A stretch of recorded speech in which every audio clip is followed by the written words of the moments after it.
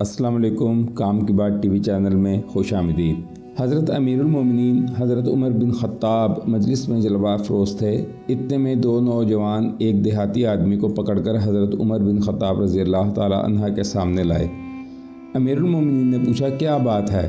نوجوانوں نے عرض کی اے امیر المومنین، اس نے ہمارے والد کو ناحق قتل کر دیا ہے۔ امیر المومنین نے اس دیہاتی سے پوچھا تو نے ان کے باپ کو کس طرح قتل کیا ہے؟ دیہاتی نے جواب دیا، مرنے والا شخص اپنا اونٹ لے کر میری زمین میں داخل ہو گیا تھا۔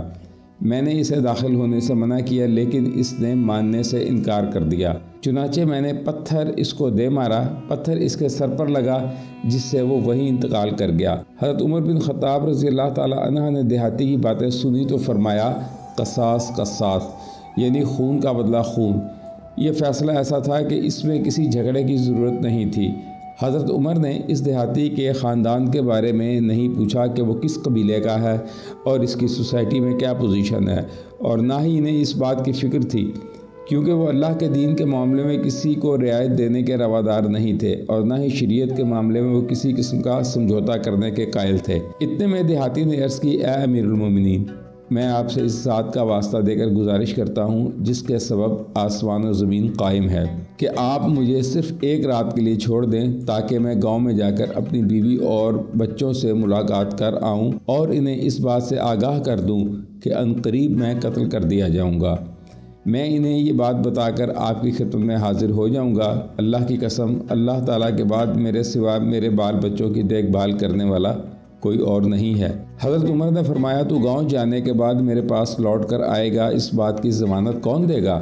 حضرت عمر کی یہ بات سن کر لوگوں کا مجمع خاموش ہو گیا، کیونکہ کوئی بھی آدمی اس دیہاتی کا نام تک نہیں جانتا تھا اور نہ کسی کو اس کے گھر یا خاندان کا پتہ تھا۔ پھر ایسی صورت میں بھلا کون اس کی واپسی کی ضمانت دے سکتا تھا؟ اور وہ ضمانت بھی ایسی نہیں تھی کہ 10-20 دینار یا اونٹ گھوڑا یا جائیداد دے کر اس سے جان چھڑائی جا سکے، بلکہ یہ گردن کی ضمانت تھی۔ اگر وہ دیہاتی واپس آ گیا تو خیر، ورنہ تلوار سے ضامن کی گردن اڑا دی جائے گی۔ شریعت کے نفاذ کو روکنے کے لیے کس کی جرأت تھی کہ وہ حضرت عمر رضی اللہ تعالی عنہ کے سامنے آتا؟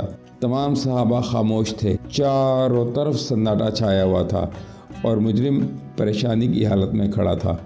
حضرت عمر بھی بہت زیادہ پریشان تھے کہ اب کیا کریں؟ آیا اس اعرابی کو قتل کر دیں اور اس کے بال بچے گاؤں میں بھوک سے مر جائیں، یا اسے گھر جانے کی اجازت دے دیں اور وہ بغیر کسی ضمانت کے گھر چلا جائے؟ اگر وہ واپس نہ آئے تو مقتول کا قصاص یوں ہی رہ جائے گا۔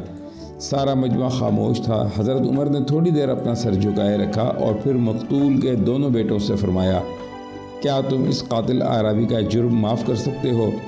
نوجوانوں نے عرض کی نہیں، اپنے باپ کے قاتل کو انجام تک پہنچائے بغیر ہم اسے نہیں چھوڑ سکتے۔ پھر حضرت عمر نے مجمع کو مخاطب کر کے فرمایا، کیا کوئی اس شخص کی ضمانت دے سکتا ہے؟ مجمع میں سے ایک آواز آئی، ہاں اے امیر المومنین، میں اس کی ضمانت دیتا ہوں۔ یہ بزرگ ہستی کوئی معمولی شخص نہ تھا بلکہ ایک جلیل القدر صحابی حضرت ابو ذر غفاری تھے۔ حضرت عمر نے فرمایا، یہ قتل کی ضمانت ہے، قتل کی۔ اگر یہ واپس نہ آیا تو آپ کی گردن اڑا دی جائے گی۔ کیا آپ اسے جانتے ہیں؟ حضرت ابو ذر غفاری نے فرمایا، نہیں، میں اسے نہیں جانتا۔ حضرت عمر نے پوچھا، پھر کس بنیاد پر آپ اس شخص کی ضمانت دے رہے ہیں؟ حضرت ابو ذر غفاری نے فرمایا، میں نے اس کے اندر مومنوں والے آثار دیکھے ہیں، اس لیے میں نے بھانپ لیا کہ یہ شخص جھوٹ نہیں بول رہا ہے، انشاءاللہ یہ ضرور آئے گا۔ حضرت عمر نے فرمایا، کیا آپ یہ سوچ رہے ہیں کہ اگر اس نے 3 دنوں سے زیادہ تاخیر کر دی تو میں آپ کو چھوڑ دوں گا؟ حضرت ابو ذر غفاری نے فرمایا، اے امیر المومنین، اللہ تعالیٰ سے ہی مدد طلب کی جا سکتی ہے۔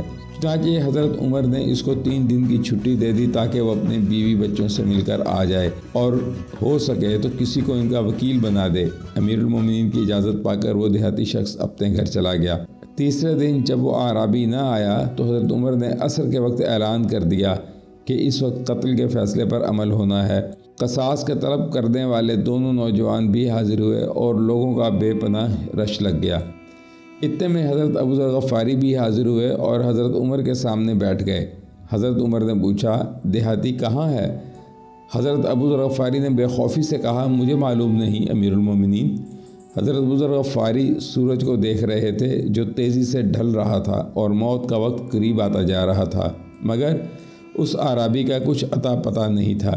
تمام صحابہ حیران و پریشان صدمے کی حالت میں سر جھکائے بیٹھے تھے، کیونکہ کچھ ہی دیر میں حضرت ابو ذر غفاری کی گردن تن سے جدا ہونے والی تھی۔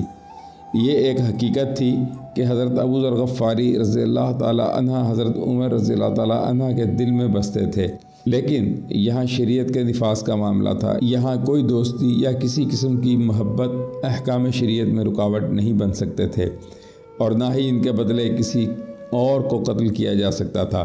ابھی چند ہی لمحے باقی تھے کہ حضرت ابو ذر غفاری کی گردن اڑا دی جاتی۔ ایک دم وہ دیہاتی اعرابی دوڑتا ہوا سامنے آیا۔